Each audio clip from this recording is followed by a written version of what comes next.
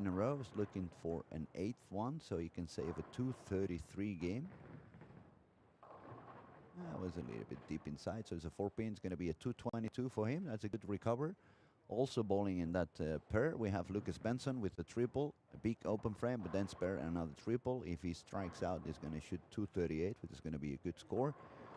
And on 19 and 20, we find David with 203, Nicole Laris with 200, and Fabian with 164 with a strike on the 12.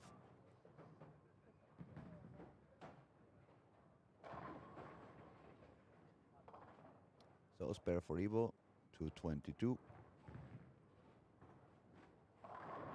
And that's a good strike for Oscar. Going to be very happy he got that one. Obviously missed very deep inside this time. The ball never went outside of 11, so it was like a 12-11 before he was shooting around 12 or 11 to all the way out to 8. But he got the double, so if he strikes out on the 10th, it's going to be a 279 game, which is pretty good.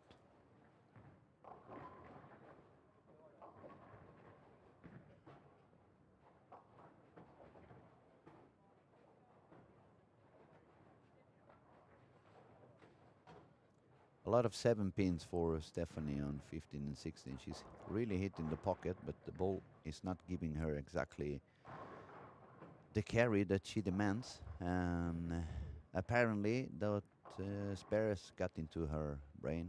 She missed a couple of them. But she's super talented. She's going to recover pretty soon and start striking and showing how good she can bowl.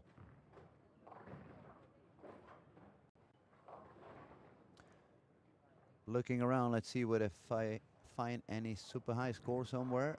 So far, the highest was a 222 and a 226 on 17 and 18. 222 for Ibo, 226 for Lucas Benson. If I keep scrolling around my eyes, I think I can see a 213 on lane 4 for Oscar. And let me see around. We have actually we have Sophie on lane 7, looking for a potential double on the 10th frame and trying to reach a 240 something. Oh, she's got it. Trip to 4-pin. She's got to be happy. She's on the way for a 248 with one more strike.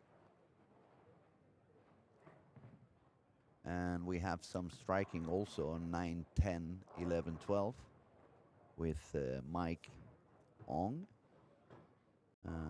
4 in a row, open frame, and 3 in a row. No, 4 in a row. He just made another 4 in a row, 4-bagger. Erik Larsson is bowling there with a lot of strikes, but no spares yet. But 2 potential high scores of 232 for Erik Larsson and a potential 266 for Mike Ong. I'm going to look back at Sophie, see how she ends on the 11th frame on lane 7. She missed outside. Yeah, that was pretty far outside. 2-4-10 for her, but it's the 11th frame, so it really has no impact on the score. It's going to be a 234 for her, 235, 234, which is a very good start. And now we'll stick on the action on 9-10, which is the last pair that's going to end game 1. We have some striking in there, so let's see how it ends.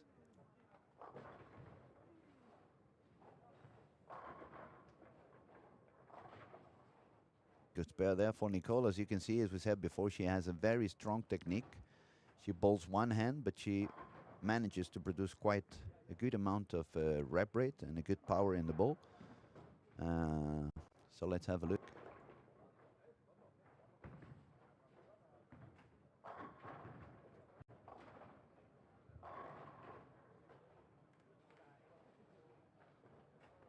There goes Nicole. Beautiful technique. Just a little bit low in the upper body. I think that's one of the things she could work on in the near future. A little bit better position in the upper body, so she's going to get even more power because the hand position is going to be more under the ball. And when you get more power with a little bit less of effort, that allows you to become even more consistent and repeat shots even more. So she has a very bright future ahead. Now let's see what our Singapore guy can do on lane 10. There goes Mike. bowling around 12, sending it out around 7-8, and a wonderful strike for him. Very, very nice shot. Now, Erik Larsson, lane 9. Looking to end up the game with some more striking. Yeah, nice strike for him. You can see how fast the feet are for these two-handed kids. That allows the body to reach the foul line before the ball, and that allows them to have not only power, but good balance at the time to release the ball. So if you are a little bit of an older bowler and you decided to switch from one hand to two hands, that's some of the tips we can give you. Is shorten up the approach because the swing is going to be much shorter, and speed up the approach because you need to generate some power into the ball. Okay, that was a week 10 for Mai Kong, but solid 255 game, pretty good. Now we see Erik. Same thing, missed a little bit outside. That's why it was a little bit weaker angle. Showed the 10 pin. Look at the ball. It goes a little bit further than the previous shot. And then you can see when it hits the pocket, it slightly deflects. But because of the rev rate, the pin number 1 just went all the way to the corner, came back, and took the message down. So that's going to be a 230 game for Erik Larsson.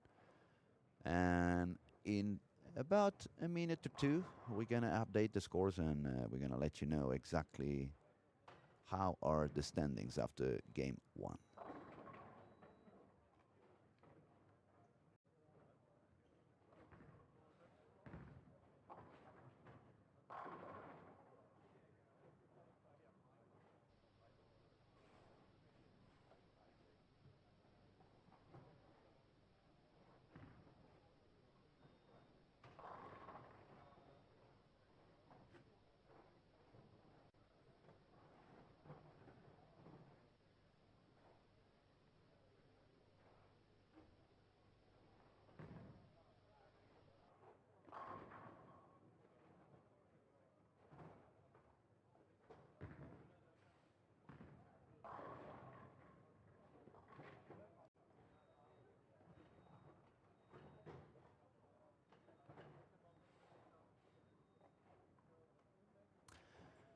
All right, we are back, and we're going to start doing the streaming just for the members.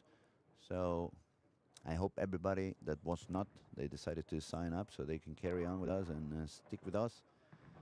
We are watching on lane 19 and 20 currently. We can see Tomo, which is the real leader of the tournament at the moment.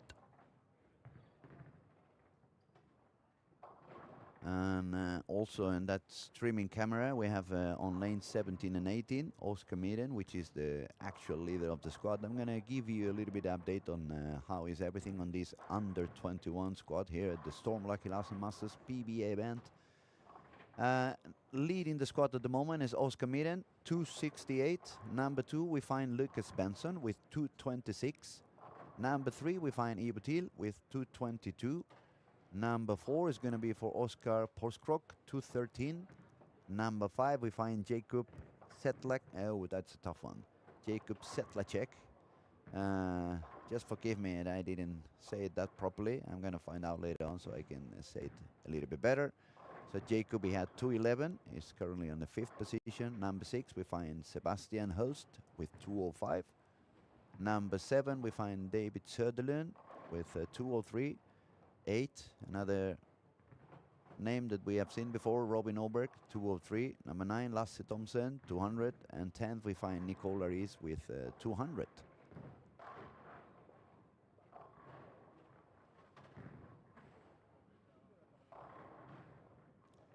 So let's crawl around and see who is bowling and where. So we find Ibo. We said Ibo sitting on the 3rd position. Is now bowling on lane 1 and 2. Some quite interesting bowlers on this streaming camera. We can find Melvin Andersson. He can bowl pretty good as well. He was doing pretty good on the PBA Youth in May. We find also Bilmer bowling on lane 2, and we find Laura Thompson also. Very talented, bowling on 1 and 2. And then we move to 3 and 4. We find Nicole Fabian Rolfsson, Mont, is also a local, very good bowler. Making the shot now on lane 3. And he gets a very beautiful strike for Mons over there. And he's bowling with Albin Gulster, the Bensti lefty guy from Team Pergamon. That came a little bit Swedish, the Bensti. Now I'm mixing languages. So we're going to wait a little bit before we switch to the next camera so we can see 1 or 2 shots more on this pairs. Just want you to see Albin so you can see the guy I was talking about. That's Albin on lane 3 now, lefty, Team Pergamon. Very consistent, very good bowler, definitely he can score.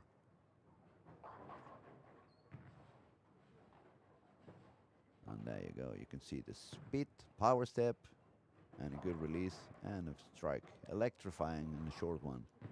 Now when we move to 5 and 6, let's see what you find there. We have Adam on lane 5, we have Fine and David also bowling on lane 5. Lane 6 is Gustav Eriksson and Mike Ong, the Singapore guy. On 7-8 we find Oscar, Manuel Leriz, Lucas Heischel and Anton Nantz. Let's see how Lucas is doing now here in 7 and 8. I think Lucas is having the breakpoint a little bit too far to the right, and that's causing him to have a little bit of inconsistency on the ball reaction down the lane. I can understand why he's moved a little bit further outside. When he was on the warm-up, he was doing very good shots. It looked very consistent, but he was having a little bit of an issue with the wicket 10. So he probably tried to move the breakpoint slightly to the right and to get a bit of a better entry angle. But what happened instead is he got himself into a little bit of a smaller window. So even if the angle, it's going to help you more on the pins, it's not going to help you so much on finding the room. And that's a good experiences for them also, because probably the next squad he bowls is going to take it with a little bit of a different approach. Be a little bit more patient on game 1 and 2, accept that you may have a few weak 10s and simply wait for the lane to open up a little bit and allow you to use that new friction created to get that more pin action instead of trying to force yourself a little bit further outside. Now let's gonna move on to lane 9 and 12. Let's see who else is bowling there. We find Lasse Thompson in lane 9, Anders Tause in also lane 9. They are bowling along with Philip Strandgren, another guy who is very, very talented, and he does pretty good. Actually, he's taking a shot now on lane 9. You could see that's a very powerful and very easy way to do things. If we move to 11 and 12, we find 2 of the most talented girls in here. Sophie from Denmark and Stephanie, the lefty from Sweden, Stephanie Laris, and they're bowling with Lobby and Sebastian. That's 9 to 12. So if I move to the next pairs, we find Nicole, also super talented, very good technique, exquisite. She's bowling with Eric Larsson, and we find Maya, also another super talented girl. She can really do it very good. A little bit more old school, but very good bowler.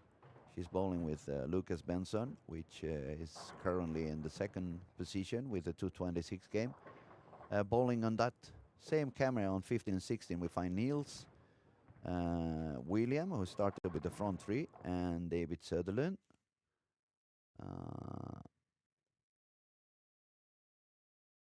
And it seems like we got a bit of a freezing cameras. So if it's happening, I'm gonna move to cameras that work, and I'm gonna find Jonte and tell him that 17, 18 is a little bit stuck from time to time. Back on cameras that really work, 9 to 12, we can see some striking, so it was good that we just moved over here. We have a front 3 for Lasse Thompson, front 3 for Philip Strandgren, a couple of good starts over here. And if I look at the mains screens, where I can see everything, as there's another person also with the front 3 on lane 5-6, which is David Moika. And yeah, that's striking for now. So let's focus again on these cameras we are sitting on at the moment. 9, 10, 11, 12.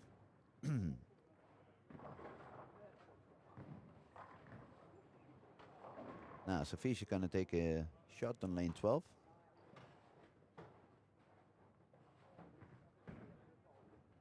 Pretty straight ball around 12. And it looks very, very solid and consistent. She got a very nice strike over there. Now let's see what Stephanie can do on 11.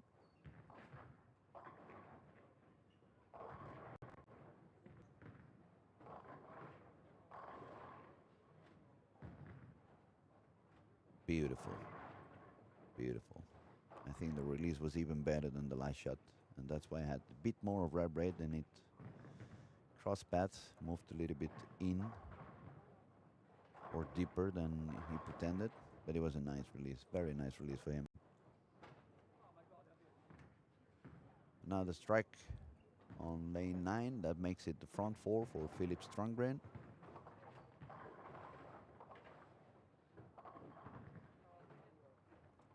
Now the cameras are working fine again, so we can switch around and see what goes on. We have a triple and spare for William Hugesson in 15 and 16. Let's have a look again to Nicole Brannan in lane 14. Yeah, that's a very expensive frame for her. Unfortunately, she had the ball in the gutter, and the second one was a big washout. So 0 and 5. That's a little bit expensive. But it's one of the reasons when you just actually move far outside and try to use any line near the gutter. I bowled pretty far outside yesterday, but it really wasn't working. I was too far outside. When you hit board 1 on the breakpoint, it's completely dry, so it overhooks. When you miss a little bit deeper, then you find it wasn't really hooking back. It was a little bit kind of a feeling of a wet dry that far outside.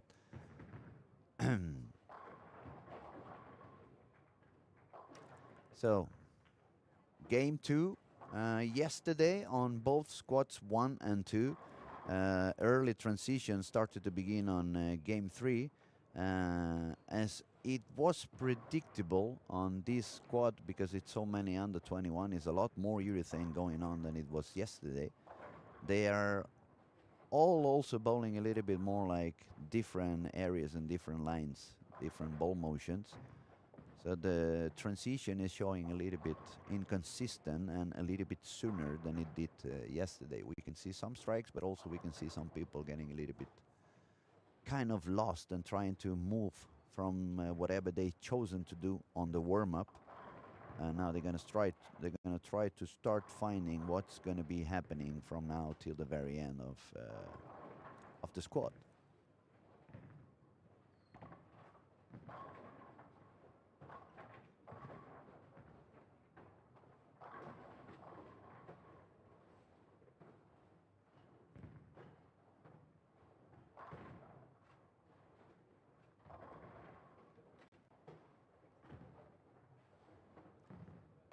So I'm back on 9 to 12 with front 4 for Philip Strongren, still looking good.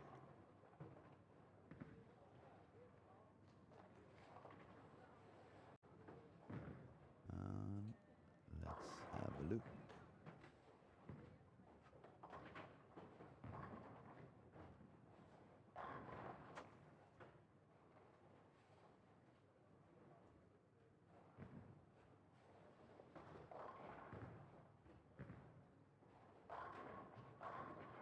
And another strike for him.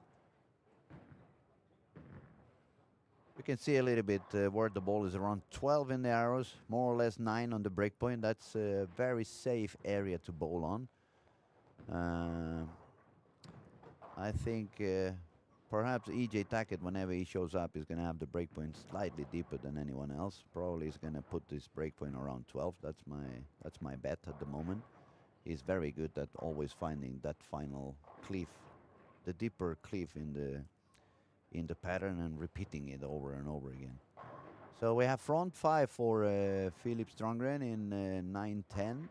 We have 8 Mies and 4 in a row afterwards for Sebastian in 11 and 12.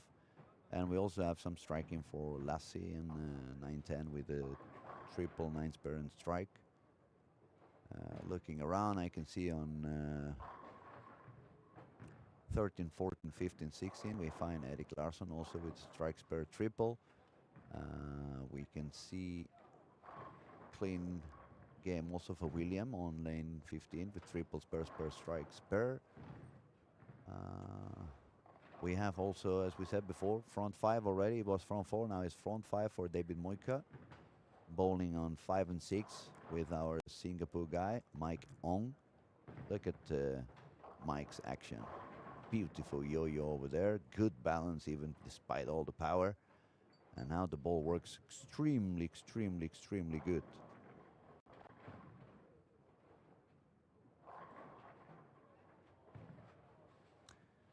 Now you can see, as we said, top 5 after one game. Oscar Miren plus 68, Mike Ong plus 55, Sophie plus 33, Erik Larsson 31, and Albin Goodstart plus 28.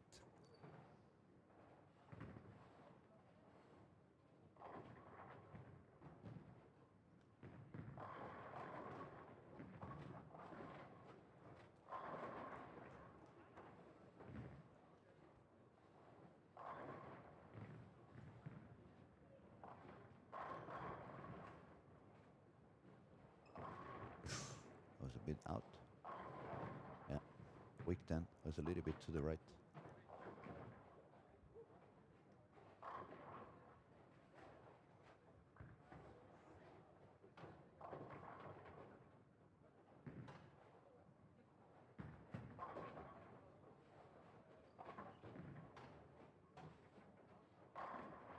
So looking around, we find not only David with front 5, but on the first streaming camera on lane 1 and 2, we also find Wilmer with strike, spare, spare, and 5 in a row.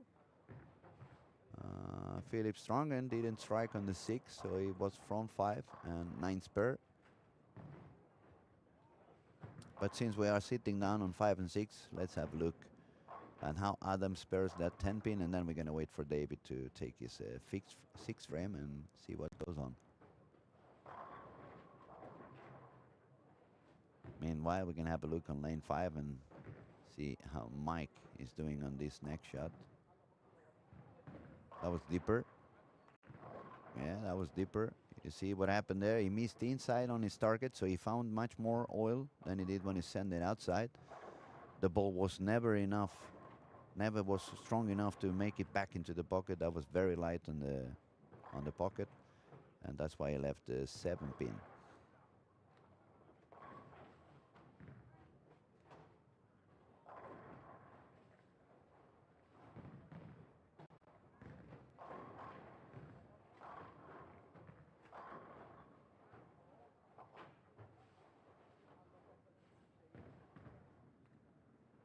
Easy spare. Now let's have a look at David. Taking a shot on lane 6. Starts walking, prepares, delivers. All right. He didn't like it. You could see in the body language he had made some kind of a probably missed on his target. Soft 10. Good thing. You can take a spare. Now we're moving back into 13 to 16. We have some striking going on also over here. We find David Söderlund with double open frame, strike spare, and 4 in a row. We find the little kid that was so good at the PBA youth, Niels West. Not bowling high yet, but when this kid finds the lane, he starts striking like there's no tomorrow. He's unbelievable. 13 and 14, we have some striking also, and a good spare on now for Erik Larsson. Strike 9 spare, 4 in a row, 9 spare.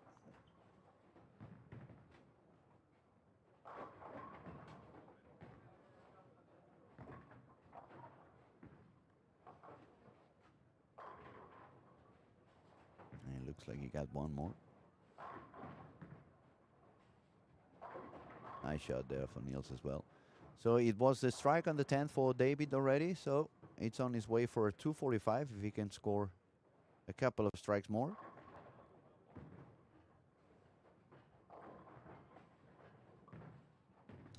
can see Maya is suffering a little bit. She's not really finding the spot on the lane.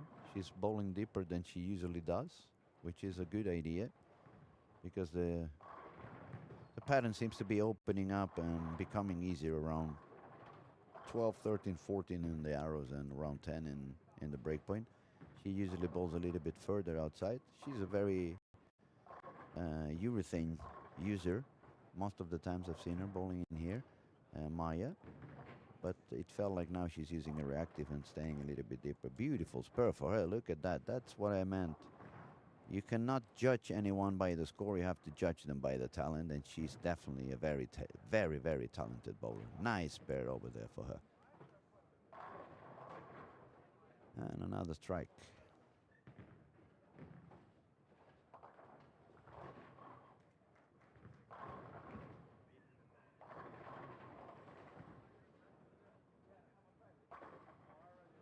So, good game for David. Ended up with 244 for a total score of 447, unless I'm wrong. Give me a second. So it refreshes and I will let you know. Yes, 447. That's a very good score so far.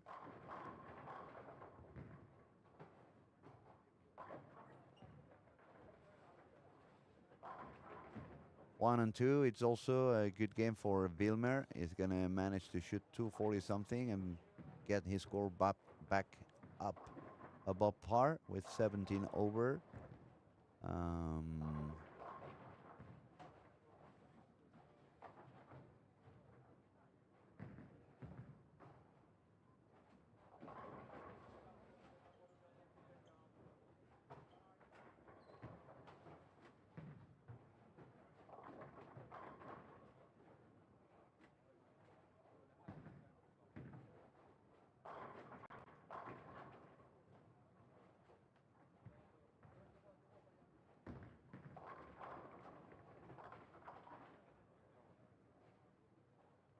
Okay, let's have a look at Maya. Definitely reactive ball. 12-8. That's the spot we were talking about. Beautiful. Yes. Maybe she hurt me from down there. Yeah, 12-8.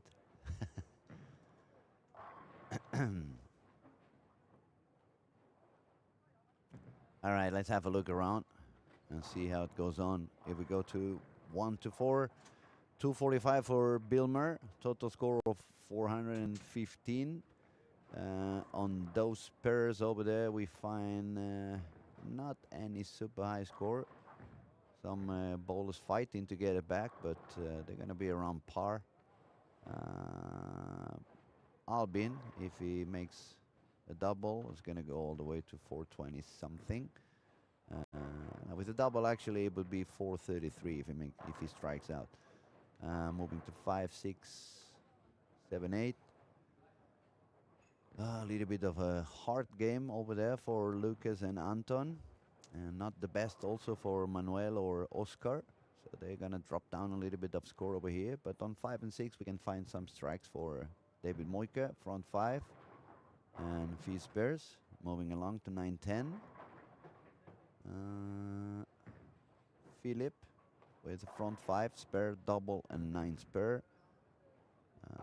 Lasse also remains above par with that triple. And on lane 12, we also find Sebastian with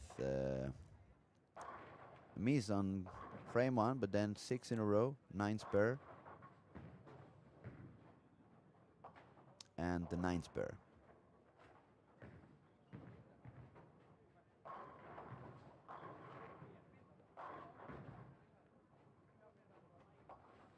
(17, 18). No, sorry, 13 to 16. We already said about it. David Sutherland, 244 for a total score of 447. And the other guy who has a pretty high score over here is Eric Larsson, who is already 20 over with the whole 10th frame yet to go.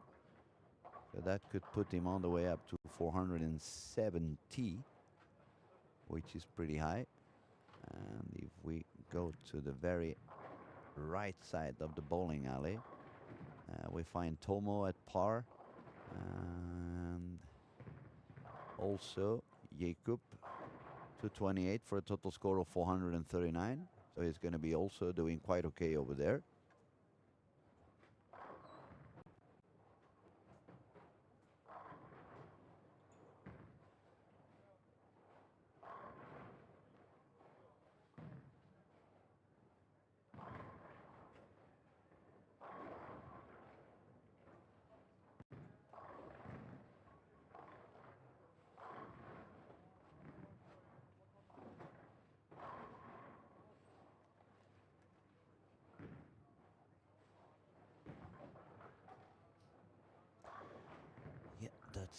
5-8, so we have to move to this one so we can see how he finished. Philip Strongren, 257 for a total score of 446. That's a very nice way to come back. Lasse ended up with 218, total score 18 over.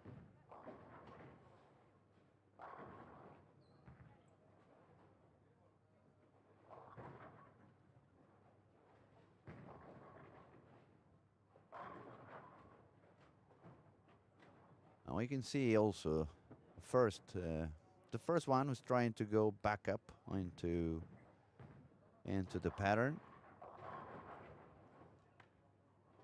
It's going to be on lane 9 and 10, which is Oliver. Is actually throwing the ball back up. You can see how it goes. Very, very strong. So let's have a look.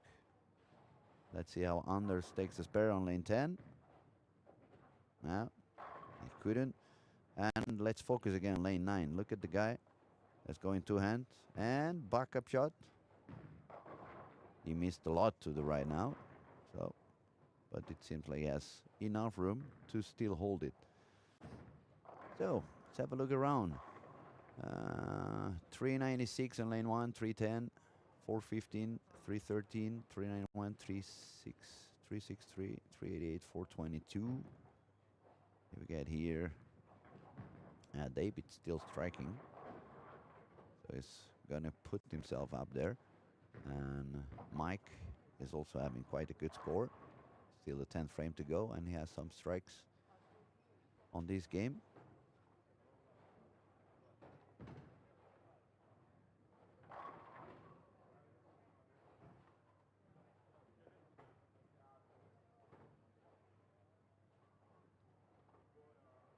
Some of the bowlers already starting to move around, getting ready to start game 3.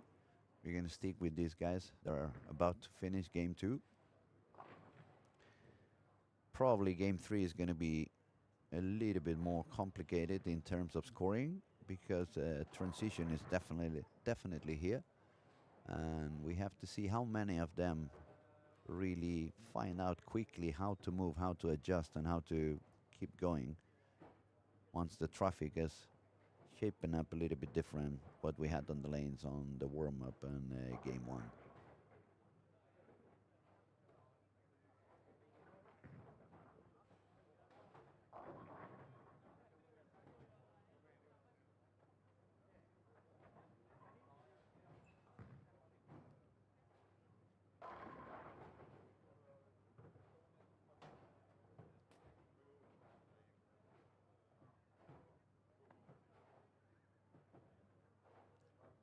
So Mike's going to take the shot on lane 5.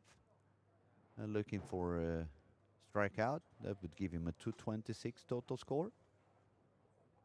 There he goes. Delivers, and a little bit too light in the pocket. It felt it was a little bit too deep inside for that urethane ball. Probably feels it's too early to switch into reactive, because he has a lot of rev rate. He has a very high rev rate, so the ball's going to become very sensitive soon. So he sticks with the urethane, but it was a little bit too deep inside. The ball never had a chance to really make it back into the pocket with any strength. So now we're going to have to see how David can end up on lane 6. He already got the 10th frame, so he's looking at the 268 potential game with 2 more strikes. Let's see how it goes. 12-7. That was a bit further outside. Then you can see as soon as the shot goes a little bit further outside, weak 10s start appearing pretty quickly. But good game for him. It's going to be a 267. That's going to put him back on over par with 30 pins over par. And I'm going to take a 1-minute break to go grab a cup of coffee while the scoring refreshes, and I'll give you a very quick update as soon as I'm back on track. I'll see you right in a minute.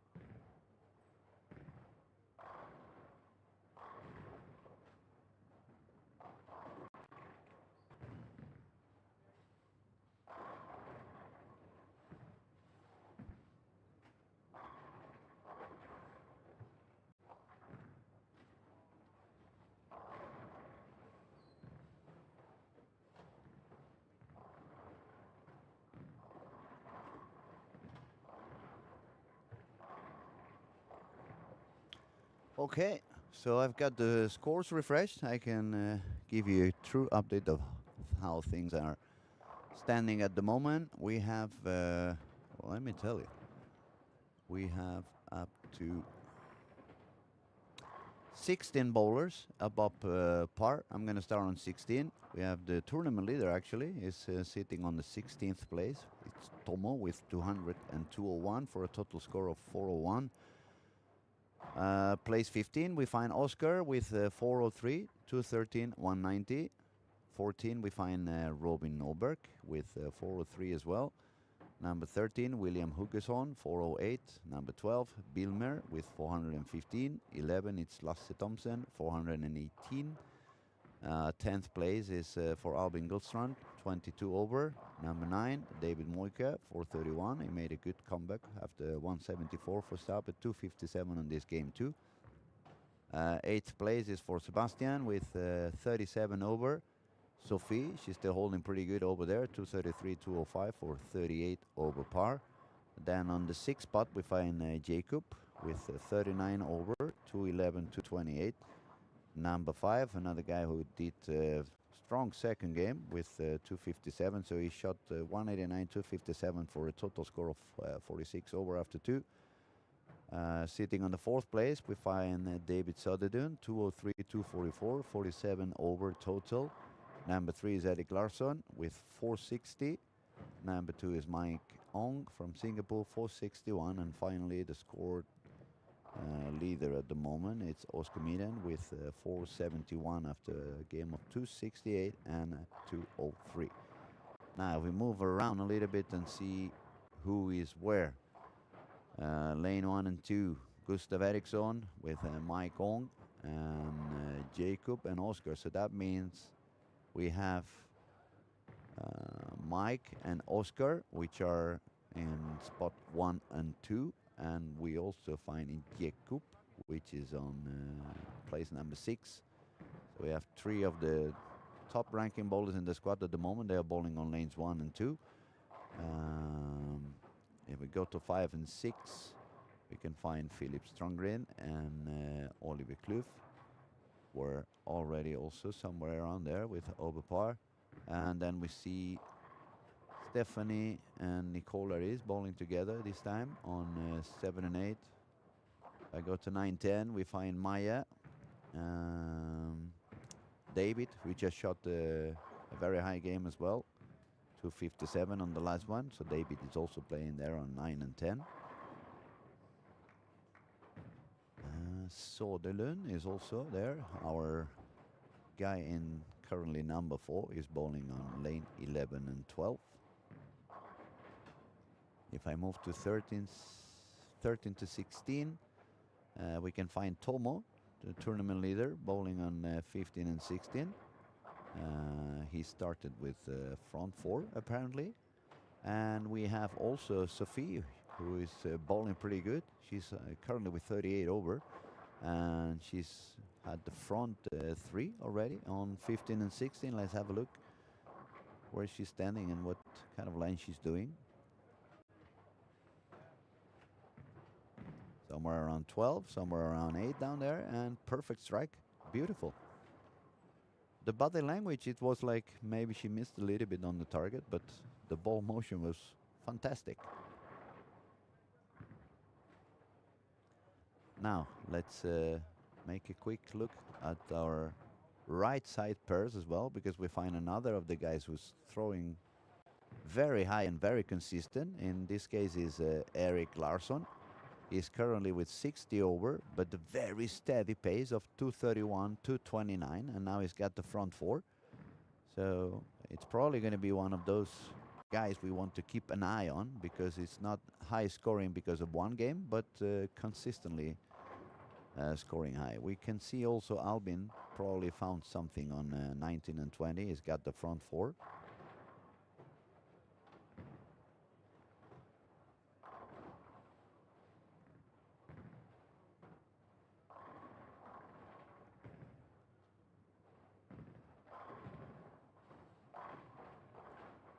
Now let's have a look at Albin. Is he any deeper than he was before? Is he already inside 10? No, is around 8. That was more or less an 8 to 6, but it looked super good. Very strong, beautiful reaction for Albin Gustron there.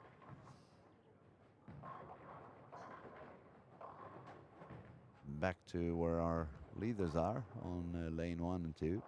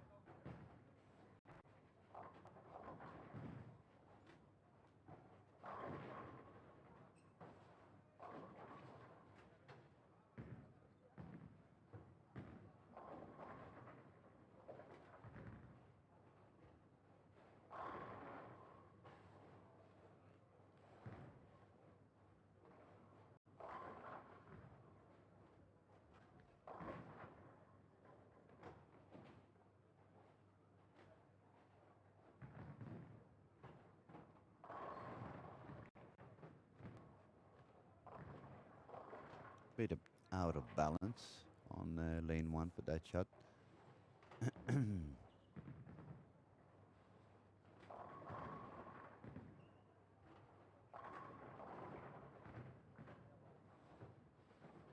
Savasik Gustav now on lane 2. Bowling slightly a little bit further outside than the others, but a very beautiful forward roll for him. Look at the ball rolling forward fantastically, reading a little bit early. That's what we call kind of a hook and stop. It looked perfect into the pocket. Very nice action for Gustav Eriksson on that shot.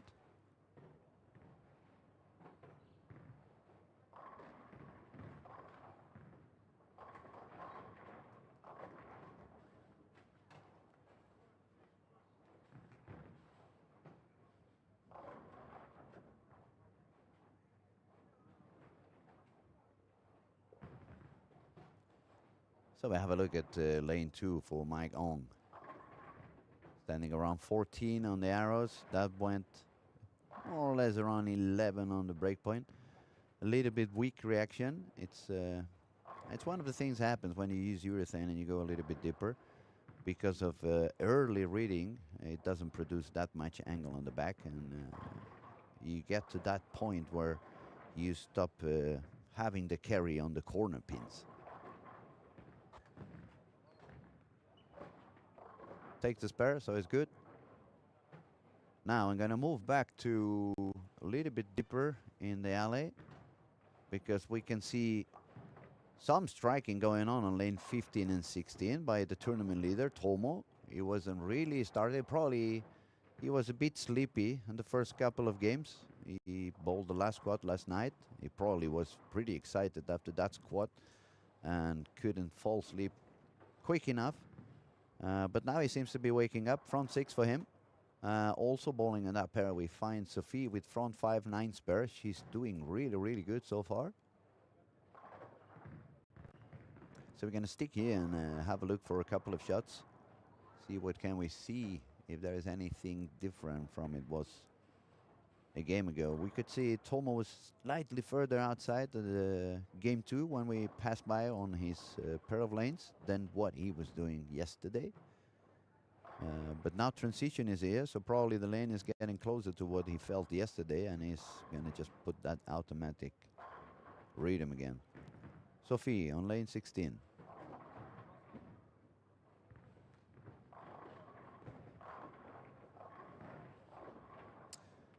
Yeah, it looked like she spinned the hand a little bit more this time.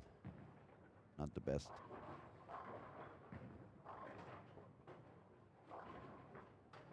All right, and almost a 7-10 for Tomo. So it looks like we jinxed them a little bit. Let's hope we don't jinx onto the next pair, because there's a lot of striking in here going on as well. We have some 5 in a row for Bilmer in lane 17. Front 4 spare strike for Erik Laxson in lane 18 is also doing pretty good. Pretty strong. As we said before, Erik shot 231, 229, and he's looking very, very consistent. sitting with 60 over 2, and already has a front 4 spare strike, so looking good. On 19 and 20 we find Albin with front 7. He's going to take a shot now on lane 20, and we will see if the streak continues.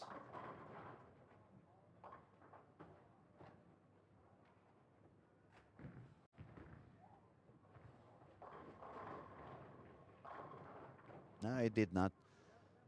So apparently we are back into our jinxing mode. As soon as we put our eyes on somebody, striking stops. I can tell you there's some striking going on in lane 1 and 2 as well. But maybe I should not put the camera there so we don't jinx them also.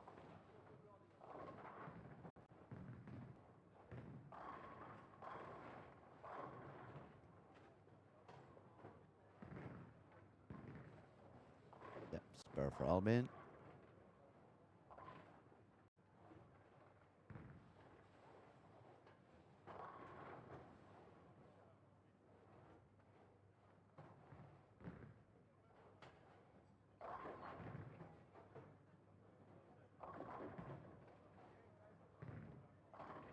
Oh, that was a very strong reaction for Mons on that shot. Just left the 3-4, which is not very common to see. And I got it for Niels over there. So okay, so we didn't move the camera to lane 1 to 4, not to jinx Gustav. We started with the front 5, but it jinxed him anyway. He got the 8 spare on the 6th frame. So we can move around a little bit again. We're not going to jinx anyone. Nobody's going for 300 anymore. So let's see what goes on. Lanes 1 to 4, we find Gustav Eriksson, front 5. Mike Hong, 9 fall. Wow, that was unexpected. I wonder what happened there. 3 and 4, Lucas Eichel, Victor Backe, Anton Lantz, and Hampus Karlsson. Lucas maybe found a little bit of tempo rhythm line. He wasn't feeling that comfy in the first couple of games. Moving on to 5 to 8, we see some striking and some open frames here and there. Switch to 9 to 12. Manuel Ariz is with a double and a triple on lane 12. And David is having a clean game also with strike, spare, and a double on 9 and 10. He was doing quite good on the last one. Back to 13 to 16. And we see Tomo and Sophie did strike again after an open frame. They're entering now the 9th frame. See how it goes on. There goes Tomo. A little bit deeper than yesterday. Probably missed inside because of his body reaction. But the ball found a hold in there. Went straight to the pocket. Now Sophie, lane 16. Little bit deep in the pocket. 4-pin for her.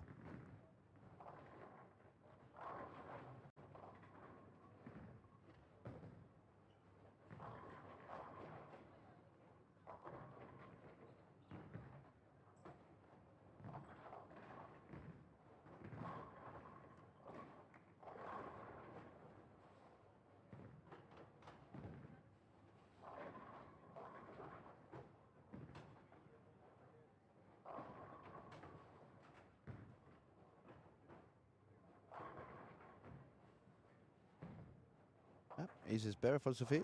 Good job. Back to the corner so we can see what goes on. Erik Laxson made the strike on the 8th, so he's looking for ending the game with a few more strikes. That would put him all the way up to 259 if he strikes out. We have also Albin on 19 and 20 with a chance of striking out for a 279.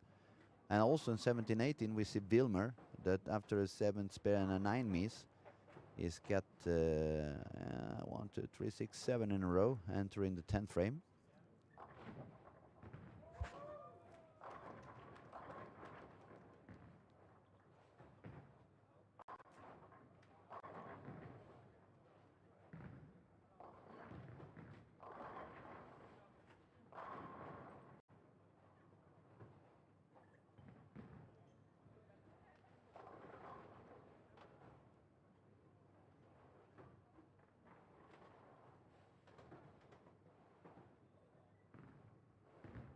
So we put our eyes.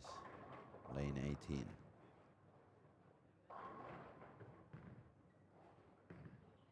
Little bit out and got it perfect. That looked very good.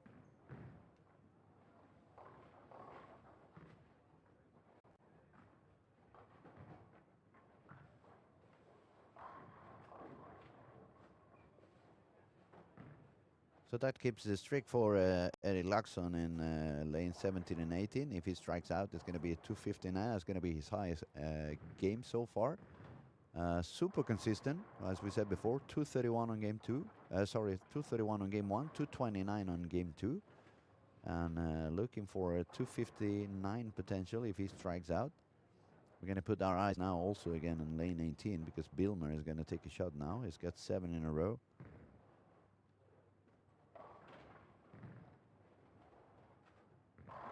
Ooh, solid 10 over there. Just going to drop down to 240. Still a very high game.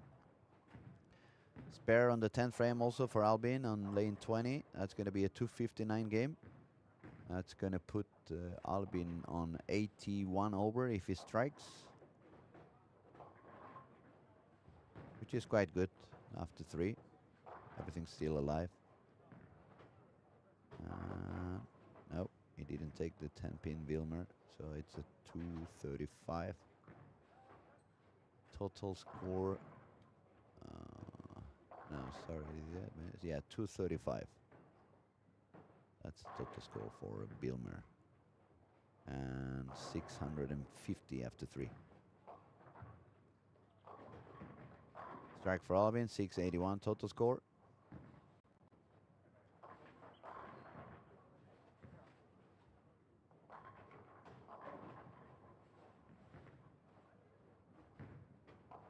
And there was some more striking also for Sophie to end up with a 235 and a total score of 673. She's doing really, really good. Super consistent. As we said at the beginning, she's super talented, so it's something we could expect from her. Same as her sister. The sister is actually lefty, but they are both super, super talented. So final score, as we said, for Albin, 681 after 3. Bilmer, 650 after 3. Now we're going to wait for Eric Larsson, which may have a chance to become the new leader for this squad, because he was sitting with, let me see, 60 over, and is running on a chance to 259. That would give him a total of 119 over if he makes a strikeout. He's got the 10, so let's see if he gets a couple more. Having an eye also on 1 to 4, where we had the leaders of the squad over there. We had Mike Ong and we had Oscar Miren. They are 1 frame delayed compared to 17 and 18, so we just see this 11th frame for Eric.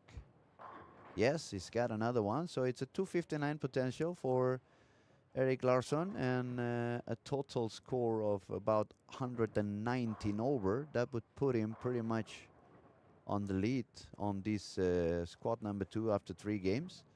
Now the ball is on the roof, or the ball is in lane 1 and 2, which was our 2 leaders, Oscar Miden with 471 and Mike Ong with 461.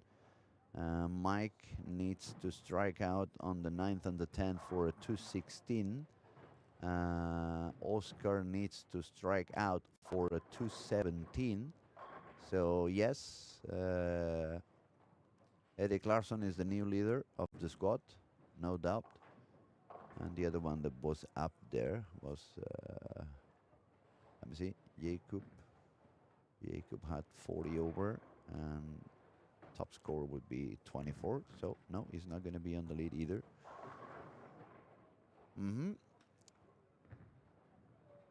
Not bad scoring, I must say, for being game 3. I was expecting a little bit more of a suffering moment for many bowlers, but on the contrary, I I see a little bit more of striking than it has happened on the previous days on Game 3. Could it be that they are very used to the urethane traffic and they really know how to handle it? It could be because they mostly bowl urethane all day long. But we have to admit it's high scoring and very nice pace for many of them. Under 21. Every single bowler in here is below 21, so it's the future of bowling. It's already on the lanes.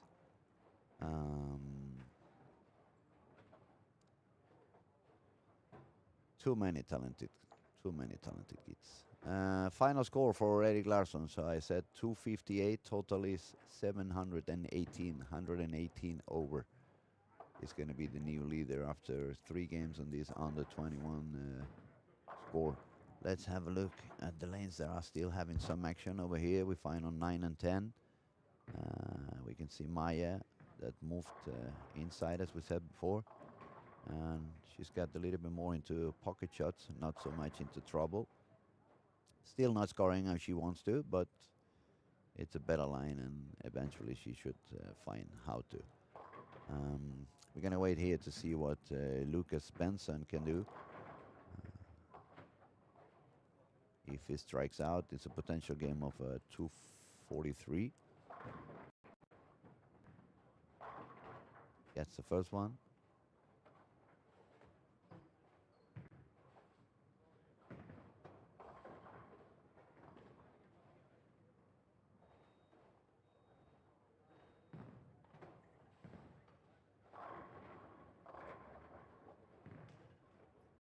Okay, so Mike Ong fine strikes on the 10th. He's going to strike out. I'm going to bring you back there so you can see what goes on. Gustav Eriksson, open frame. Jakob got her a 9. That was very expensive 10th frame for Jakob over there. Mike Ong, strike on the 10th, strike on the 11th. Is going to fix whatever he had over there with that 9 and a fall he had on the 4th frame, but that's going to be a 216 game for him and a total score of 677. As you can see now, the ball is a little bit further outside, so didn't have that much action in the back. 7-10 left. That's 214, 675 for him.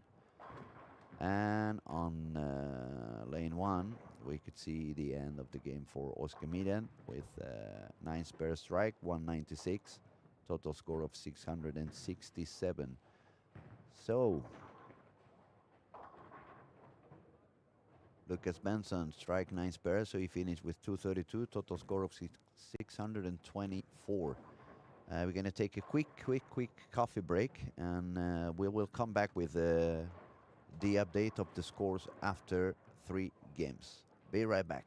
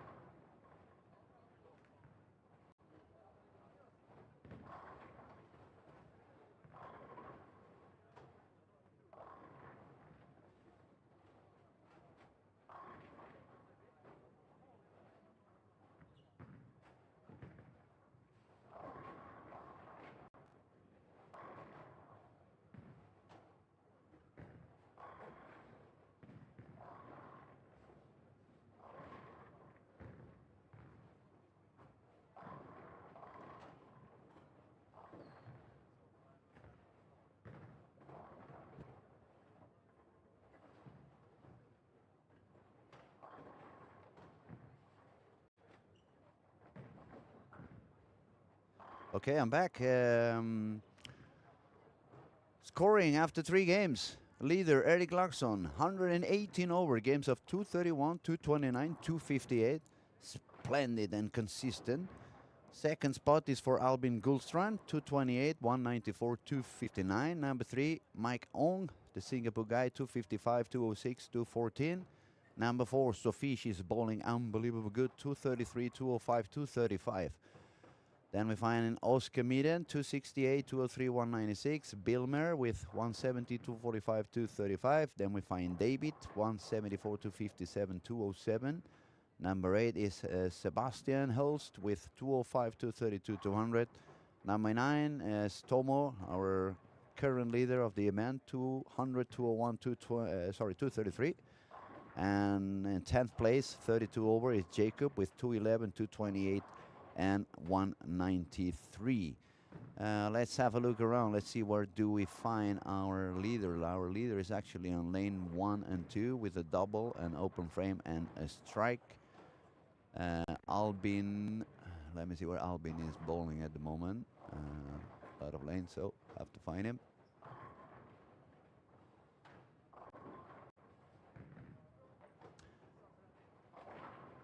(15 and 16). Albin is bowling on 15 and 16 at the moment. Mike should be in between.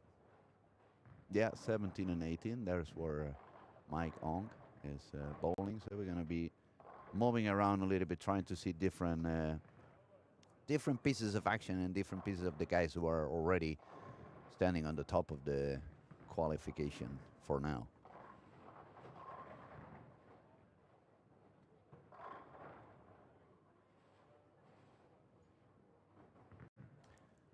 So we see one of the kids that did very, very good also on the PBA Youth Tour back in May here in Olympia. It's Melvin Andersson. Now he's got the front 4, so it's good to see him performing again. Very talented kid.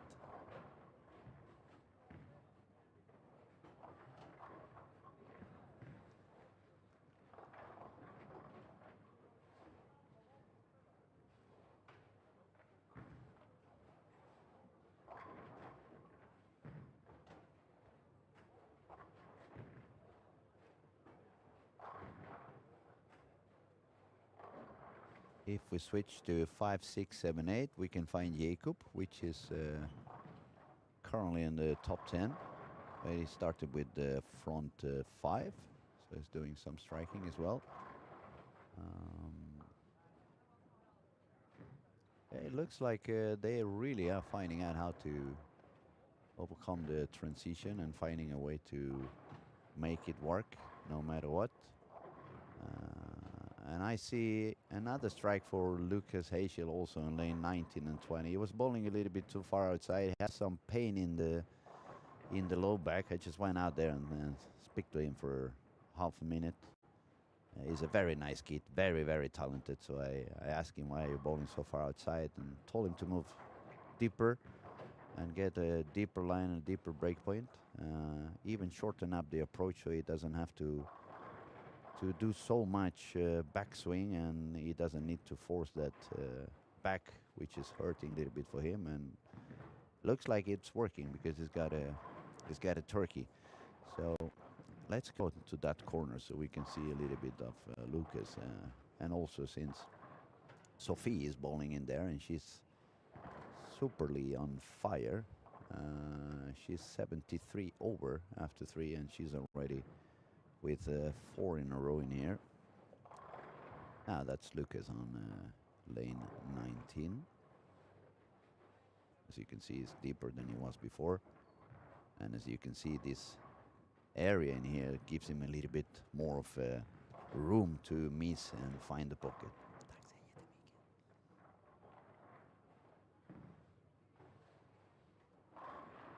Now Sophie's going to take a shot on lane 20.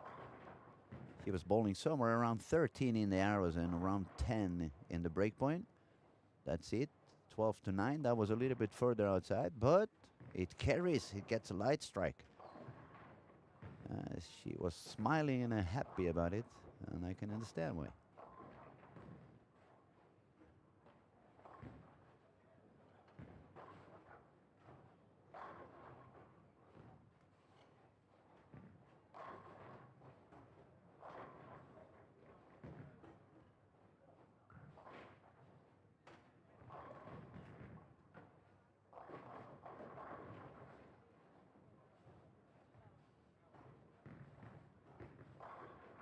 Yeah, so that was one more for Lobby, also in lane 20. So that's strike spur and 6 in a row.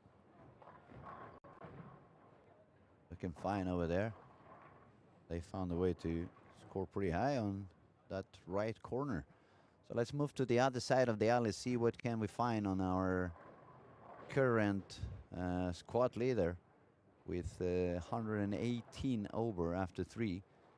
And he's bowling now on 1 and 2. Started with a double open frame and 3 strikes in a row. Also bowling in that pair, we find Philip Stronggren, which is another good bowler.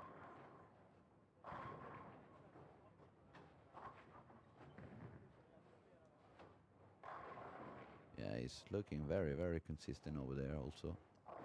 Beautiful strike on lane 1.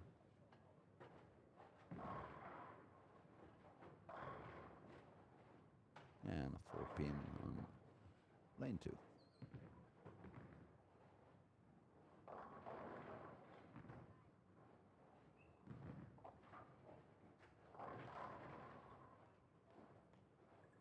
So that made it the double, open frame, and 4 in a row for Erik Larsson, the current leader, still up there. On 5 and 6, we find some striking as well for Jacob. He made the front 6 and 9 spare. Also bowling there we find Lucas Benson, double, 9 miss, and 4 in a row. Those are the guys that have more or less the highest score at the moment. Moving on to 9-12, we find Melvin Andersson. As we said before, he was bowling super, super good the last PBA Youth stop while I was here in Helsingborg at the beginning of May.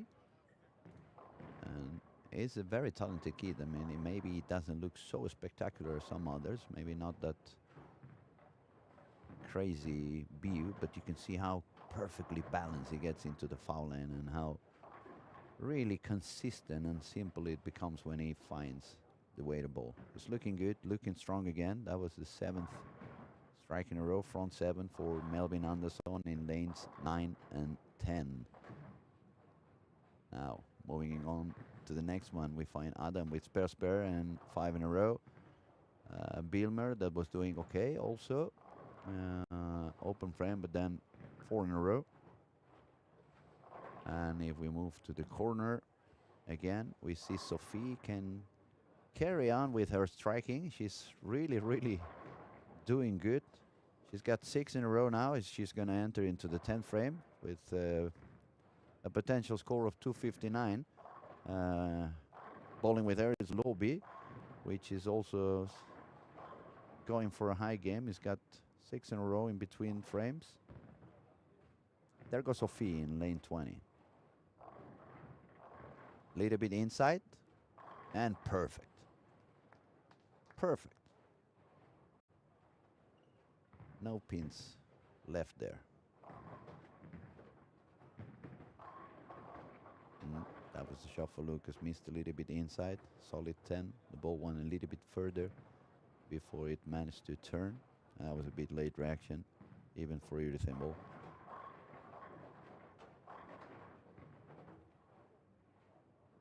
So we're going to have a look at the 11th frame for Sophie on lane 20.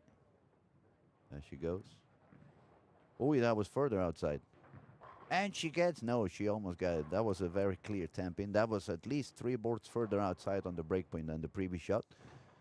But a strong 248 game for Sophie in here. So that's going to put her score already on 120 over, which is going to be a huge score for the girls division. Because remember, we have a A couple of seniors go in, a couple of under 21 go in, unless I'm wrong. A couple of girls, 3 or 4 early birds. Then we have the turbo on game 5. We have the turbo on game 6. So Sophie is looking completely secure on the way if she managed to bowl a couple of good games.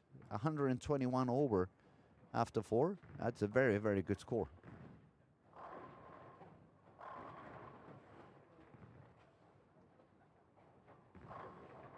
There was an open frame for Melvin on after the front 7. So let's have a quick look around, guys. Follow me. Let's go to lane 1, 2, 4.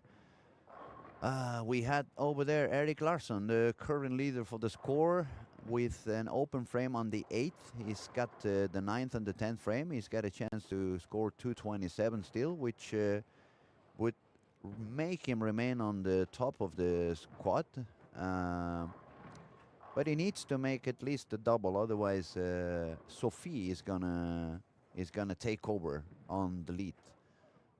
Also bowling over there, we find Philip Stronggren doing quite okay. With a double on the 10th, he could go all the way to 244. Let me see on the next pairs. 5 to 10, we can see Jakob, which was standing on the top 10 currently. He's looking for a 268 potential game if he doubles on the 10th. And that's going to put him back on. Actually, if he strikes out, he's going to be on 100 over. That's pretty good for him. Let me see who else. Lucas Benson was doing okay. He needs a triple on the 10th for 59 over. Let's carry on to the next one. So I give you a quick update of everyone. We find Melvin Anderson, as we said, he had an open frame on the 8th, but front 7.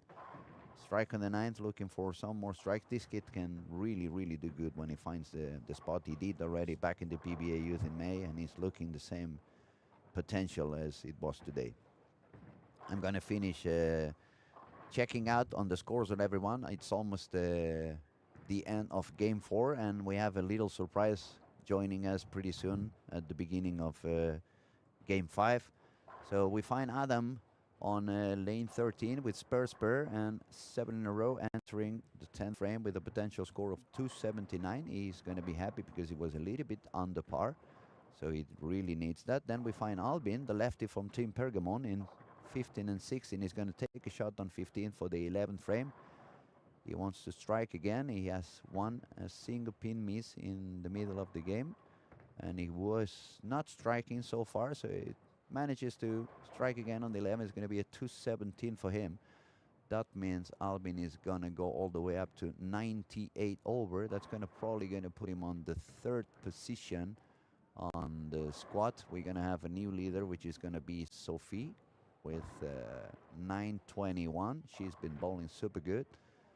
Right behind Sophie is going to be Eric Larsson, but Eric still has a chance to beat her score.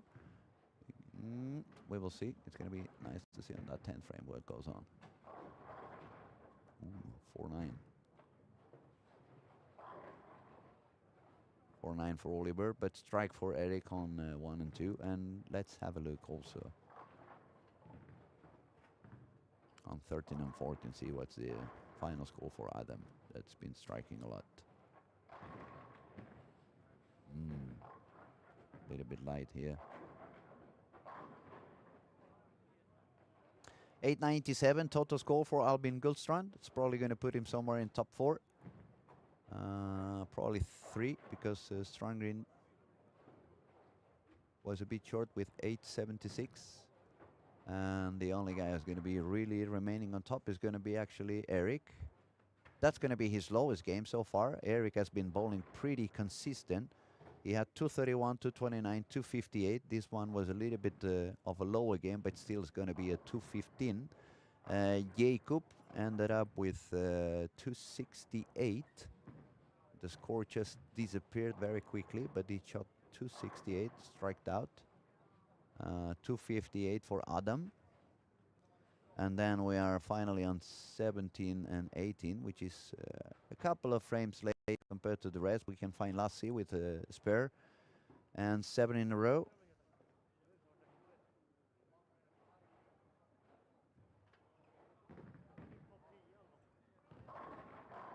A little bit deep in the pocket. That was a full pin.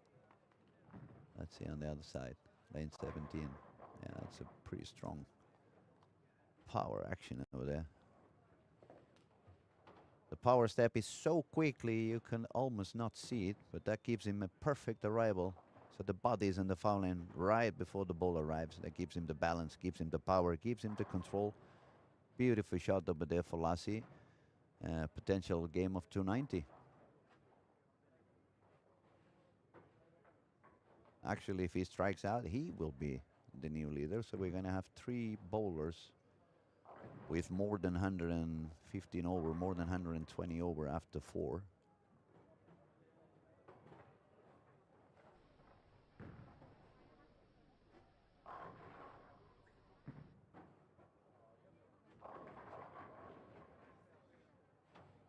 Yeah, we see Mike Hong also from Singapore having a little bit of an issue on this middle transition.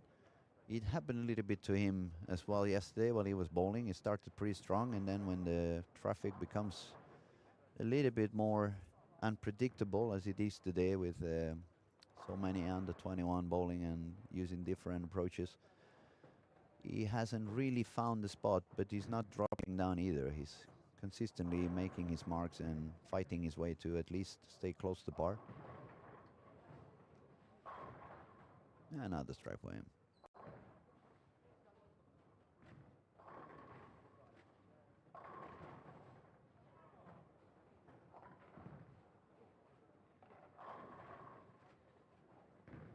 Oh, no delivery. Slide the week 10 for Lassie. So that's going to be a 269 if he gets the spur. And a total score of 90 something over. See if he takes the spare. 10 pin, single pin. And no spur, but it's something I'm used to. It's the under 21 squad, so what can we expect? A lot of striking, not that much sparing. Imagine the day they start sparing. We're never going to beat them again. Good game anyway for Lassie. It's 881 total score. We will be back in about a minute or two with refreshing scores, and we'll introduce you to a very special guy sitting down already by my side. But we're going to make you wait a couple of minutes because then the excitement is a little bit higher. We'll be right back, guys.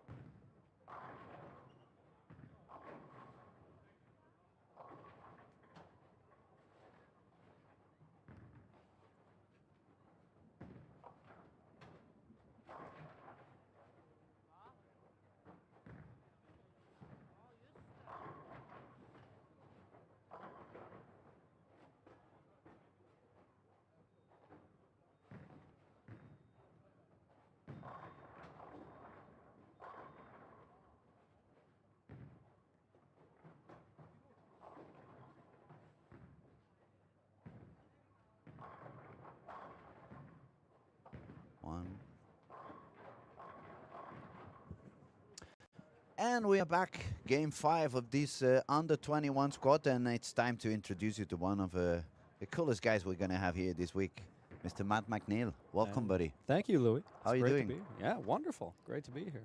You got here yesterday? I got into Helsingborg yesterday, but I've been in Europe for about a week now. All right, so the jet lag is gone. Yeah, so I'm on European time now. We don't have to worry that you fall asleep if I talk too much or any of that. That happens normally anyway, so don't worry about it, buddy. All right, so welcome to Helsingborg again. It's good to see you again. And how cool is that to have this kind of... That was you.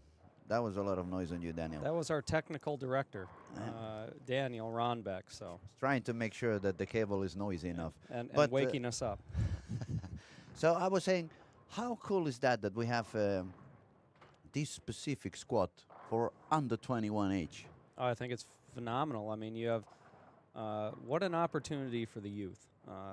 I always say I wish I had this when I was growing up, because we definitely didn't. And so you get exposed to professional type conditions in one of the better settings you're going to find on this continent, against some of the best bowlers in the world. You know, and if a couple bowlers make it out of these early bird steps or the youth steps or the gateways, you get to go shoe up against E.J. Tackett or Jesper Svensson or some of the better bowlers in the world. Where you're not going to find that opportunity anywhere else in the world. So no, it's exciting. It's great. And it's something that it's kind of the magic of bowling. Because absolutely. I don't think you could translate this kind of a thing into, let's say, a PGA event. No. That you bring 100, 15, 16, 17-year-old kids and put them to play on the same course that absolutely Tiger Woods or any of these big names is going to be doing. So I think it's a very wonderful idea, and also it gives us the opportunity to see the future of the game. And all these kids are so talented, and they really make you wonder, like, how would my career would have been if I had started bowling today instead of 30 years ago. Yeah. But it's beautiful to see. And on that same kind of idea, you're gonna have a seminar as soon as this squad is done. Yep. Specifically also trying to help them understand a little bit more of the game. Yeah. You want to tell us some about it? Yeah. It would be interesting. We got a really cool seminar. And I think it's kind of a hot topic right now, and it definitely probably has been in the last 6-7 years. Mm-hmm. You know, it's about navigating the urethane environment. Okay, and you know, we've had such, you know, bowling is very cyclical. It's a very cyclical sport. You know, I'm going to kind of date myself here, but, you know, if you go back to when polyester came out in the 70s, everybody who was bowling in the 50s and the 60s with the rubber bowling balls, they said, oh, you know, this poly is going to just destroy bowling, and, you know, it's going to be around forever. Well, poly was really only around for about, you know, 11, 12 years. Yeah, I was going to say. And then urethane came into play. And then once urethane came in, we said, oh my gosh, this is going to destroy bowling, and you know, this is going to be around forever. And then urethane was around for about 10, 11 years. And then reactive resin came out. And then once reactive came, they're like, oh, well, this is, you know, the scores are going high and throwing pins everywhere, and this is going to destroy bowling, and it's going to be around forever.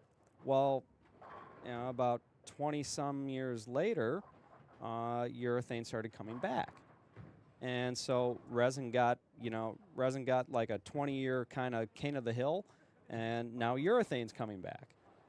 And so I talk about what happens on a lane when we have urethane going down the lane.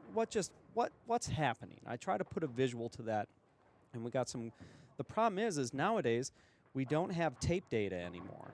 The company that makes the special tape that like Kegel and those guys would use to measure the lane and the measure, transition at the end of the pattern. To measure all that. It's a company actually based where I grew up, Minnesota, and they stopped making that. Oh. And there's no other company in the world that can make it or does make it. So for many years now, we have not been able to take tape data of really what happens. So the tape data I use in my presentations from Kegel is the most recent we have, which is 2019. Mm-hmm. But still, it helps paint a picture, okay? We talk about what's going on with the lane surface. We talk about topography. We talk about surface wear. We talk about oil absorption, okay? How that works with bowling balls, okay? We talk about the tape data. And then, you know what I do? I talk about, well, here's your problem and here's how you can fix it, or here's how you can navigate it. So I bring the kids full circle, and I said, well, you know, we got all these high-performance reactive resin balls that are on the cutting edge of technology, not technology that's 46 years old, okay? These balls you can still use with great success after urethane has gone down the lane. If you understand. If you understand. The concept of what goes on and what kind of traffic it's being drawn on the lane, and how to stay away, or even how to use it to your advantage. If you know exactly how to navigate that. I think it's going to be super interesting, and especially since it's oriented for the younger ones, so they get a better understanding on how to use those tools to get even better than they are. So it's a wonderful idea, and for people like me that's been in the game since I was born, I've been told from my mom that I was pushing balls before I could walk. Yep. So in a way, you feel you are part of the sport. Yep. And that you can see how the new generations are going to be benefit because of all these kind of seminars and information, and like this specific squad for them. It fulfills your heart in a way. Oh, it's great. I love when I can, you know, I've been doing events in Netherlands and Belgium the last week, and already balls that we've been laying out for people that came to the event, you know, coaching ideas that we gave them. You know, I just got a couple messages this morning on my WhatsApp. This is the best rolling ball I've ever thrown. Thank you so much. And it's, you know, a lot of the times it's, you know, because we're in a more technical era, you know, people haven't had their PAPs measured. And so they get layouts that really work against them instead of for them. So, you know, when you get your PAP measured and somebody lays out a ball that works for the style of play you have, now you see that ball do something you've never seen before, and your eyes get really big and your swing gets really loose, and then guess what? You start having a little more fun. And I believe, because I've been part of the Storm family for many years, and I think that is one of the best things that the company has. Everybody talks obviously about how good the balls are and how good the material that you guys produce. But for me, the biggest part, it's the impact that you guys are trying to produce into the newest generations, because you have all these events for younger kids that I can see on even on the webpage or SYCs. Exactly. And that particular idea of you guys coming all the way from the States, also here in Europe, and you do also in Asia, and bring the information and try to help the younger generations, no matter which country, because obviously United States is a big country for bowling. Scandinavia is quite big, but when you go back to my own country, for example, if you go down to Spain, I think it's more bowlers in this squad than we have in the whole country, especially for the younger ages. So it's always so beautiful to see that the company not only cares about selling balls, but it's kind of feeding the sport, making sure that the sport has a solid base, and that we can go on and the family can grow up. And I think, at least for me, that's the part that I loved more on the company, that you guys push so hard to make sure that nobody's left behind. And I think it makes us. I still count myself part of the family. You still are, Louis. And but you know what I mean. It makes you proud of being, of wearing a Storm shirt. You feel part of it, and I think it's wonderful. And I'm gonna try to sneak myself a little bit out from the beginning of Squad 3. So even if I'm not under 21, I would like to. You can still come in. That's okay. Come in and see a little bit of it, because it's always room for more learning. It's always room for understanding it, a different perspective. Maybe you have a super good understanding of the game, but always listen to whoever is beside you, because maybe it helps you to see some picture that you have not seen yet. Well, I'm you're- sorry I speak No, a lot, no, Matt. You it's know, okay. I get passionate about No, it. absolutely. You can hear it in your voice. That's great. You know, we're the bowlers company. We love bowling. Everybody who works at Storm is a bowler. And the reason why we're working there is because we love bowling. Yes. Yes. You know, so we're a company of bowlers for bowlers. And we're very passionate about making sure that we continue to grow the sport of bowling. That's our mission statement, is to help grow the sport of bowling. And we feel very, very strongly that the more education and educational opportunities and opportunities to develop Mhm. physical skills, mental skills, technology skills, everything, the more of those we offer, the more people are going to stay in our sport or hopefully get into our sport and fall in love with it, just like you and I have. Mm, mm. And in a little bit in the line of what I was talking about, for example, when I do some seminars down in the south of Europe, and people wants to find out a little bit more understanding on layouts and how to understand how the cores move, I always direct them to those pin buffer videos you have in On YouTube. They're still good. They are They're perfect still because good. Yeah. it's easy to see. You have that kind of transparency. You can actually see the shape of the core. You can see what goes on when you drill it on the top of the pin, what Yeah. happens when you drill it on the under the pin, and all that kind of information. I think it's so easy to see and visualize Yep. that it's a perfect tool Yep. to help people understand. So it's a little bit what we were talking at the beginning. You can see how global the idea of the brand is Yep. to help the people and to help the bowlers. Yeah. Now we should talk a little bit about. Let's talk about the bowling yes, here a because little bit, because we've just been sitting here doing old guy talk. philosophy. So yeah, mode let's was talk on. about this group of our future here. Okay, we gave a little bit of scoring, but I'm gonna go back to it very, very quickly. After 4 games, we have a leader, which is Erik Larsson, 931, very, very steady, 231, 229, 258, 213. Number 2, Sophie, she's from Denmark. She's currently bowling on, where was she? I lost her. She's currently bowling on lane, she's gone from my vision now. Oh, and lane 3 and 4 actually. One open frame over there, but 3 and 4 has been a little bit of a low scoring during this squad because every time I've been switching cameras, it was a little bit of a lower score. Yep. But she's been doing so good so far. Then we find Jacob with 100 over. Albin Gudstrand, lefty, Team Pergamon also 97 over, and then we find Lossi with 81 over, and Oscar Midén with 81 over. So if we have a look a little bit on the cameras, we have on lane 1 to 4 Maya. She's also a girl from Norway, very, very consistent. A little bit old school in the way of bowling, but very, very consistent. That's Sophie on lane 3. Now we can see. Boy, it throws it real good. And she gets the double on the 10. Yeah, so that's big. That's really big. she can Try still to manage. salvage 200, right? Yep. David was doing okay, but this game is a little bit low, and previous one also got a little bit lost. So David Soderlund is one of the kids that got a little bit lost in transition. 3 and 4 is always.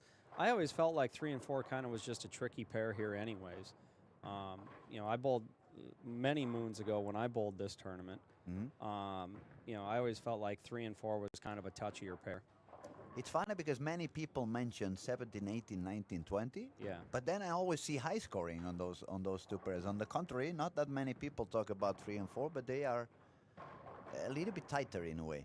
Yeah, I think they're a little tighter down leg, and once again, going back to the presentation this afternoon, I talk about topography and how much of a difference that makes. There you go, Sophie. One Wonderful more for shot. Sophie. Yeah. Unbelievable. Wonderful. Yeah, that is a very interesting topic because many bowlers don't really pay any attention at all to topography. Obviously, unless it's a big event, you have no information of the topography. You cannot find it anywhere. And it's going to continually change. It changes with the seasons. It changes with the temperatures. It even changes over the week of a tournament. If you have a tournament bowling like this, right, where you have squads every single day and you put the same pattern down, all these bowlers playing similar parts of the lane, guess what? changes the It topography. changes. That was one of the best parts about when we had wood lanes everywhere. You know, the wood lanes got resurfaced every year. So generally you had a flatter, more consistent surface. While with the synthetic overlays and the panels, you know, we have a lot of air underneath there. And that air changes, okay, and with the temperatures. And obviously, you know, living in a warm area. Yep, yeah, in a warm yeah, area, yeah. you get cooler and warmer temps, especially up here, right? You know, it was, you know, very, very warm, and now it's cooling off. And guess what's happening to that air underneath those panels? It's contracting, so it's actually changing the topography. Yes, yes. I remember when I was coaching up in the north of Sweden 3 or 4 years ago. It was very up north. Yep. So they spent around 3 months and minus 20 Celsius. Yep. But they were all waiting for that moment. Yeah. Because I remember when I arrived there, they said, no, in winter we play higher. Yes, The because score goes higher. And I because was the like, panels are going to hook more, because the topography changes, because you get that cold air and it pulls down, and so the outsides raise and the middles dish, and it's actually the exact opposite in the summer. You know, you get all that warm air that pushes up on Pushes the it up. panels, so the outsides don't hook as much, and the middle, and you get more of a crown in the middle.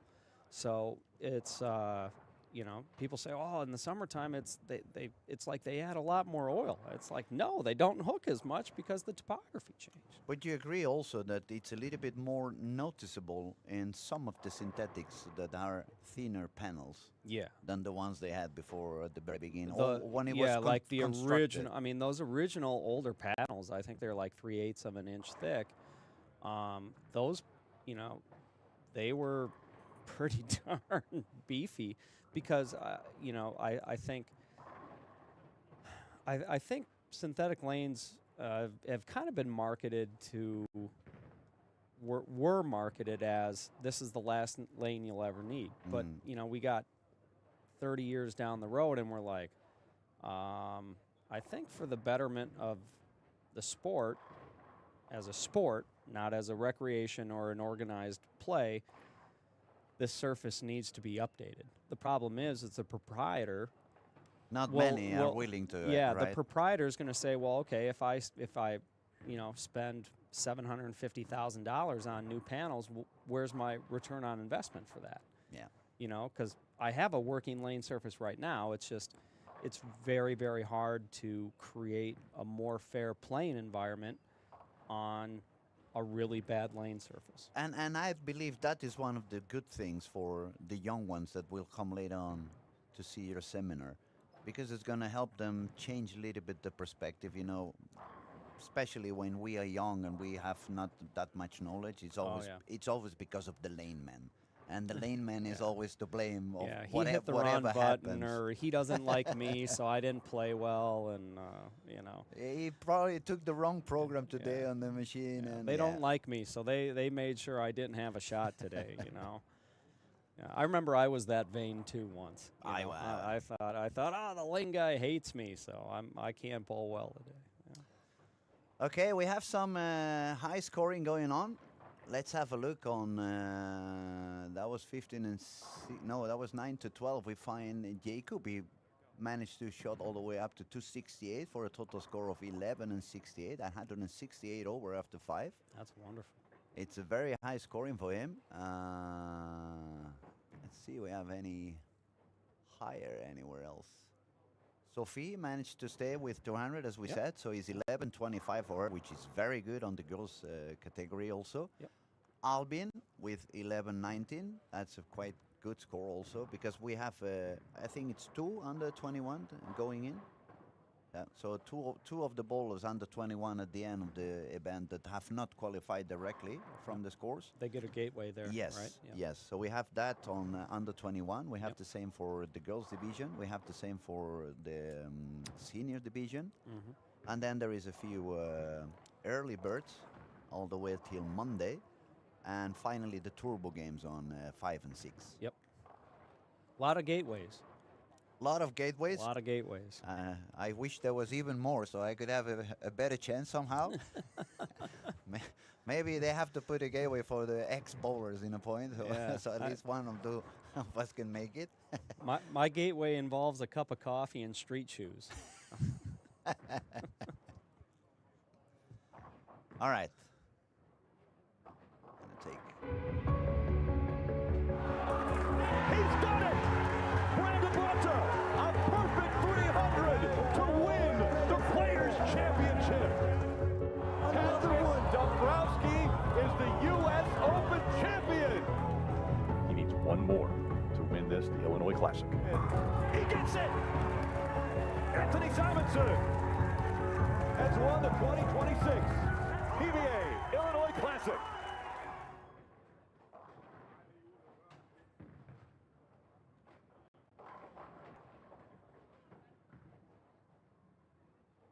That was a quick commercial.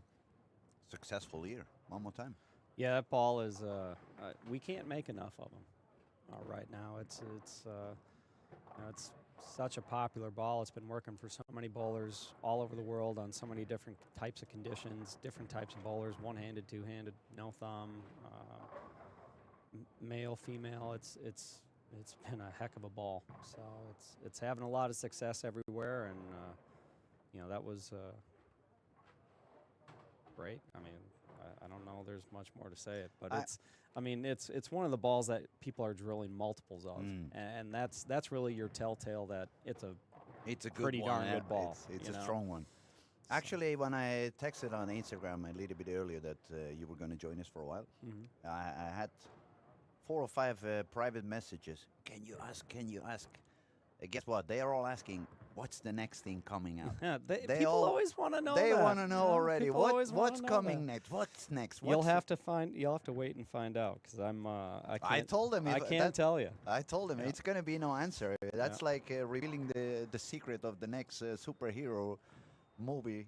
It's not going to tell you. Or a magician telling you how he does the trick. Yeah. I can't do it. I wish. You know what? I wish I could just say, hey, this is what we got what's coming. Because that would make everybody happy, and I love to make people happy. I really do, but I can't say. But sometimes it's worth waiting, because then the surprise is. Yeah, I think everybody's going to enjoy the wait, because we got some really cool stuff coming up. There was a big revolution already with the AI core a couple of years ago, wrap, three summers ago. Yeah. AI wrap is phenomenal. It's the big thing I love about AI wrap is it keeps the ball really from cracking. That's one of the biggest, for me, that's the biggest advantage of the AI wrap is durability.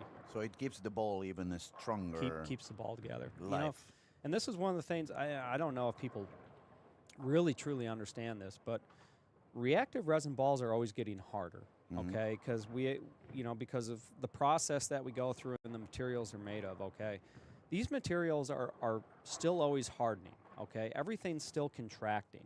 Okay, and that's why reactive resin balls crack. Okay, is because they're always contracting in on each other, and you have all these different materials that are hardening at a different rate. Right, so when you put 1.5 inch holes in them, or you do these other things to them and then throw them down the lane, well, the laws it's kind of a life material in a way. It's gravity doesn't take a day off, no, right? Of course, and so you have all these forces always working against the ball, and it wants to crack. So, one of the best things that we did, not only for the performance of the ball, but for the durability of the ball and the quality of the ball, is introducing that AI wrap. And it makes my job easier, because then I get less emails about balls cracking. So that's always a good thing. Also, since we're talking about saving the ball and so, any what's the word in English? Tip? Any tip? Yes. Yeah. Thanks for helping. Yep. Any tip for these people that doesn't really have a locker room in their own bowling alley, and they always have the balls in the back of the car. Oh, yeah. And they are living, like, for example, we had now this summer in Barcelona, where every day was 40 degrees. Yep. And you open the booth, Yep. and the it's ball is covered in oil or cracked or split open. Yes, Yeah. yes. So maybe some kind of a tip of, because I keep telling my customers, at least try to bring the ball up in the house, don't leave it in Yes, the yep. car, because these extreme temperatures now it gets cold at night and it gets super hot in the morning. Yep. As soon as the sun is there, especially when the car is laying under the sun. Yep. And that also causes the Oh, ball yeah. to expand, contract, expand, absolutely, yep. contract, and they are not rubber, so Yep. they end up. They're going to cracking. split. Yep, they're going to split. So here's like if you want maximize the life of your bowling ball, follow these simple steps, okay? And it's not only me as a employee of a bowling ball manufacturer. This is more me as a bowler and as a guy who's been in the pro shop industry Forever. for a long time. I started in 2000. That Mm. was my first year in the pro shop industry. Okay. Number one, use a chamois and wipe off your ball every single time. Okay. Number two, carry a really good cleaner. Now, we make some really good cleaners out there. We make a great urethane cleaner called You Clean, You Score, and we make a great cleaner called React to Clean, or we have a foaming cleaner. Keep a cleaner with you right after you get done bowling, okay? Take a very nice microfiber towel that's clean, and I emphasize clean, Important, okay? very important. Apply cleaner and generate a little heat on where the ball flares or where your track is, okay? And then completely wipe off the ball, okay? Especially with urethane balls, because urethane balls don't have a permeable cover because we don't add plasticizers to them. So the oil just sits on top, okay? Get all of that dirt and gunk out of there, okay? 3, keep your ball in a dark, cool place, like a nice bottle of wine, okay? That's the big. Keep your ball out of the sunlight Mm. and in a temperature regulated place. So a closet, and keep it on a ball cup, okay, or somewhere, or in your bowling bag or whatever, but keep it in a cooler, dark place. And those 3 things, if you do those 3 things, you will definitely maximize the life of your The bowling life ball. of the equipment, yeah. Okay? And then I'll add a small caveat, okay? Go into, I hope you're near one of our Storm VIP pro shops over here in Europe, okay? And probably every 30 to 40 games, have them touch up your surface and maybe bring it back to box, or, you know, finish it up or touch it up a little bit, okay? And that's a pretty simple deal. That's just, you know, put it on a spinner with an Abralon pad on a higher speed, and you can bring that surface kind of Yeah, back. because to normal. when you do it on the spinner, also the heat on the surface is Yeah. going to become a little bit higher. So it's Especially it's if you're adding functional, it's more functional. adding a compound or a polish or a shine, that's very, very important. in a way we could say treat the ball almost like you would treat your own face. Well, Don't yeah. expose it to the eyes. Yeah. Don't overburn it. Yep. Take care of it. Clean it. Yeah. And it's like, because it's alive. Yeah, I mean- in a way, the ball is alive. The cover is the skin Yes. of that living tool that you have with you. Absolutely. I mean, it's like anything, and it's like anything. You know, if you buy it and you maintain it, it lasts a lot longer. Yeah. Okay. If you don't maintain your car, guess what? Car breaks down. If you don't maintain your bike, guess what? Your bike's going to break down. If you Absolutely. don't it's just like anything in life. It's not, folks. It's not different. Bowling and life have a lot of commonalities. Very interesting. I mean, it's always a pleasure to have somebody with us that can give us that little extra deepness in the knowledge and the understanding of the concepts of our game. And because we're trying to, especially here at the Storm Lucky Lass and Masters, we always try to push to give as much information as possible to make the things as easier to understand as we can. So anybody who's watching, it doesn't matter how good or how bad you may be, we want to help you develop your game and have new tools for understanding and for taking care of your game, taking care of your practices, taking care of your material. So it's very special. I'm very happy that you are joining us, buddy, and helping us understand and have a better picture of the game concept overall. My pleasure. So we should go back a little bit onto, I have a lot of philosophy in my brain when I have good company. So my apologies to people watching. Let's go back a little bit and see some of the action. If we go to the left corner, we have a spare and a triple for Robin Nolberg, but I don't see any score over there that's really gonna make it. Let's move into the next camera. We can find some striking by Wilmer over there. He could go all the way to 268. That's 150 pins left, so that would put him on 1326. Yeah, maybe as a under 21, if the top guys make it directly, it could give him a chance. Yep. Then we find also in 7 and 8, we still have Sophie already 240 over, 5 frames to go. Yep. Sorry, 42 over, not 242 over. Excuse me. Also Albin with an open frame there. Albin was nearly on a chance. With 11.19 after 5. So Albin needs at least a 240 to try to secure a spot a little bit higher. Yeah. How about Sophie? You know, she's using a reactive resin ball right now, and she's showing that. You know, this is going to go into my urethane presentation. Obviously, there's a lot of ways to get it done, and especially when the lanes get to a certain point. People, even somebody, you know, a younger female that doesn't is not two-handed, doesn't have as high of a rev rate, but she's beaten 97% of the field right now. Yes. Just, you know, making good shots and hitting the pocket there, and I think that's phenomenal. Good for her. And she's looking so consistent. Boy, she's looking great. So consistent. Looking great. And that is one of the wonderful things of the game today. If you really get to understand how to use the equipment on your favor. Boy, you can strike a lot. You That's can the only reason I can still bowl. I- Because it's certainly not on my physical game. I would say that's the big change I noticed from when I was a kid until today. Before, you needed to be so much more consistent on hitting your target, and you needed to be more versatile to Yes. be able to do different things, change your speed, change your release. Nowadays, it looks like if you really understand how to read the lane and you just keep following that transition, and you're awake enough to switch ball when the angle is not there anymore, it's pretty much all you have to do. Yeah, I mean, and here's the deal. I mean, and this is going to be something else I talk about too. Okay, we already talked about bowling's had all these cycles, right? Okay, we're going to see another change. Okay, because we're seeing this urethane's been very dominant the last 7-8 years. How long is it going to last?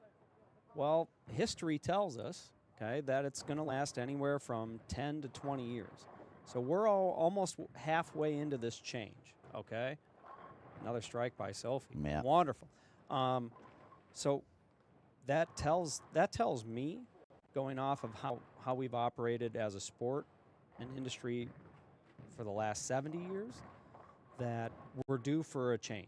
And I'll tell you what, if you come over to the United States, urethane is completely banned at the collegiate level, university level.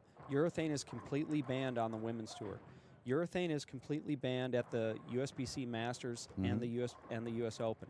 Even the 78 now. Yes, complete ban. And I'll tell you what, and I don't mean to be the bragging American here, but the rest of the world generally follows what happens in America. Yes, of course. So, folks, I'm just telling you, it's like the weatherman is saying there's an approaching storm, and it's time to get ready for it. I would definitely start having, if I was a young player, I would definitely be able to play with urethane. Obviously, we know they can, but I would really, really start developing my skills with reactive To do resin. something more than Because that. that way you got the complete package, and no matter what happens, even if not much changes in the next 5 years, you're prepared. You're ready I for agree. it. And I then agree. when the change does come, guess what? You're one of the few that did it. And now you can really take advantage. It's time to be smart, especially for the new generation. Don't just stick in doing the same thing over and over again, but learn, improve. As we said at the beginning, evolution is continuous, It's gonna and the continue learning to process is until you're 6 feet underground. You can keep learning. Yeah, that's going to happen. One more for her. Wow, how about Sofu? She's just bowling phenomenal. She's looking stunning. She has a sister. She's a lefty, the sister. Yeah. Also super talented. I think they are, what do you call them, twins? Yeah, yeah. Good bowling genetics. Yes. Right there. Good bowling genetics. Good athletic genetics. Yeah. But just goes to show you there's a lot of score out there if you can do it the right way. And, that just goes, again, to matching up your physical skill with what's going out on the lanes.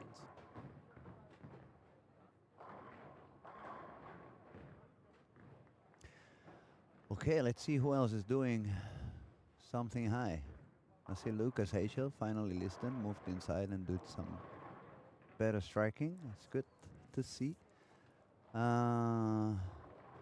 I don't see anybody striking more than Sophie. Not easy to do more than she's doing. So we're gonna stick in here until the game is over for her, because we also have Albin trying to strike out for a 234, which would give him a 153 over. That's a little bit tight there in the cut, but since it's an under 21, it could have a chance. Yep. There goes Sophie. Close. Little bit dip, almost tripped the 4. That's going to give her a 240. 246 with the spur strike.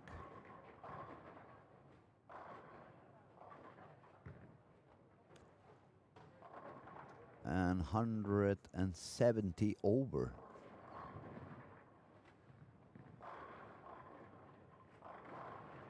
I think I need to bowl 7 games to reach that score. At the moment. I might need 8. I haven't thrown a ball since April, so I got to figure the first 4 or 5 games I'm warming up, and then my endurance is so low that I might not even make it to 8. But you're still young. You're still young enough. You shouldn't feel much pain. It happened to me. The last shot, it was May. Yeah. And then I came here. 2 games, just because I bowled with us, bowled 2 games here. Yeah. And I bowled a squad yesterday. And after game 4, my arm was like gone, completely gone. The ball started feeling 25 pounds all of a sudden. Even the spare ball, the spare shot where you do nothing, and when I released was like, oh my God, man, this is terrible. That's why I always try, I was really lucky growing up. I grew up under the tutelage of a guy who was on Team USA, but he said, any effort is too much. And he really taught me that bowling is a repetition game, and the simpler and easier I make my movements, the better I'm going to repeat. And that advice served me. It's a very good advice through my life, because I can pick up a ball, and if I'm on an easier condition, even if I haven't bowled in a few months, I can still average 250, 260. And it's not that big of a problem. Bowling at the end of the day is still a repetition game, and the person that repeats good fundamentals the most and makes the best decisions, they're going to be holding they're going to be up there at the end. I guess it's one of the tricks that the young ones still don't learn when they try to make that perfect shot every time. Instead of just saying, okay, I've been working enough on my training to get my technique till wherever it is. But then when you're in competition, let the brain do the automatic. Maybe you're not going to make a perfect shot. It's just going to be okay shot. But you're going to do it shot after shot after shot after shot. Perfect and perfect, being human, and sport are 3 things that don't go together. They don't go together, And it just, there's no such thing as perfect. There really isn't. It's especially in bowling, it's close, pretty close. That was pretty good. That had a chance. That's the kind of stuff you're doing, and you're really more focused on the process versus the outcome. If you get wrapped up in the outcome in bowling, it's a tough road for you. Think about your win percentage lifetime. How many tournaments you bowl versus how many times you hold a check and a trophy at the end. Your win rate's probably under 1%. Okay, if you think about how many tournaments you bowl versus how many tournaments you win. And people really have never thought about it like that. And that's what, when I do mental game seminars, I'm like, That's why you have to be process-oriented versus outcome-oriented. Because the law, just the statistics of bowling competitively dictate that you're not going to win the vast majority of the time. No matter what. No matter what. No matter how good you feel during that Yeah. warm-up or Yeah. whatever. It doesn't matter. It is what it is. So that's why you got to be really focused on your process and staying external and observing what's going on the lanes and reacting to it versus outcome oriented. Well, I shot 190. Well, it can be a pretty good 190, and then maybe the next game you find, if you find a little ball reaction to that 190, then you bowl the next game, you shoot 270. But if you let the 190 drag you down mentally, then you could shoot 170 the next game. Yeah. know? I agree. Absolutely. All right, the squad is almost over. We have been so entertained on so many topics that it flew completely. Let's have a quick look to see who did what. We have 1370 for Sophie, which was impressive. 1352 for Albin. I don't see any other 13 so far. I see a 1280 on lane 2 for Robin Norberg. I see that. Oh yeah, true. Jacob on. Yep, Jacob. Not here. Not here. Sorry.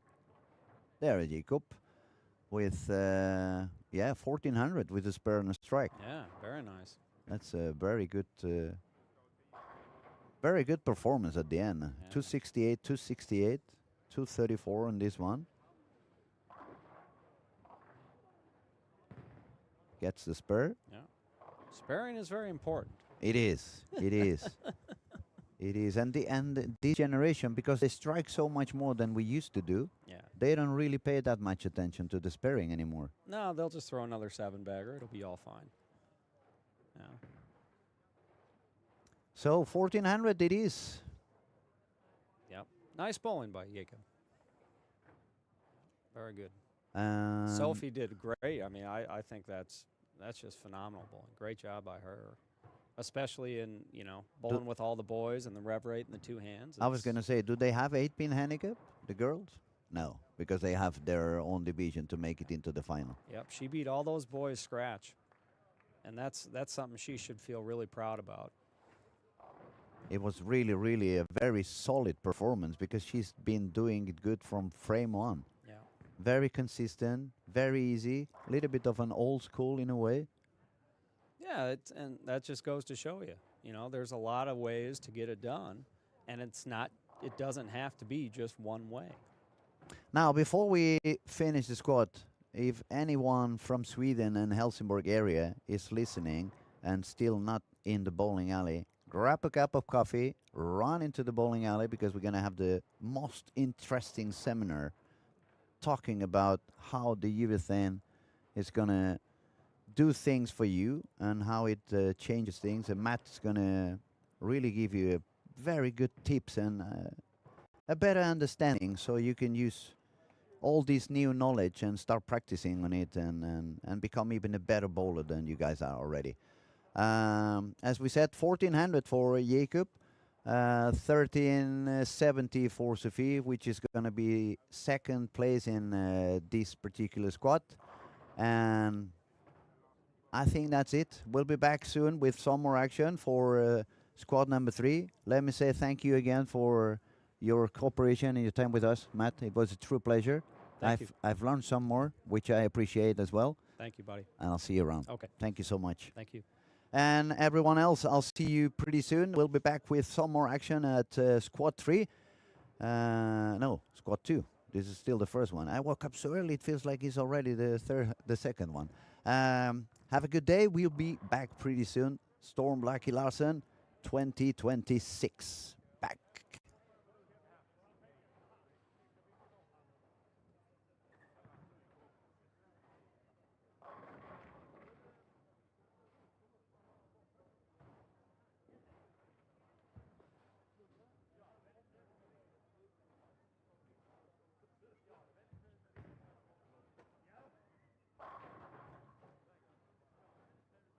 All eyes on me.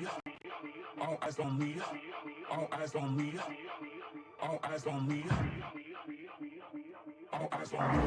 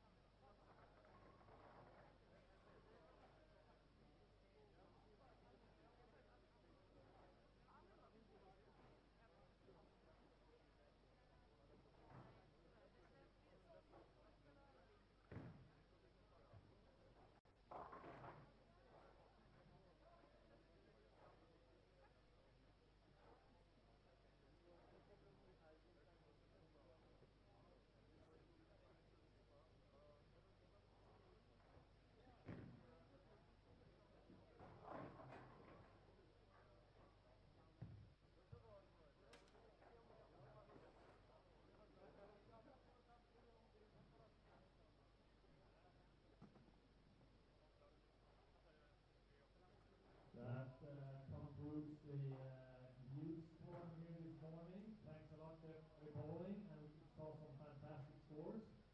Maybe we'll give Jakob a hand for his 1400 winning squad.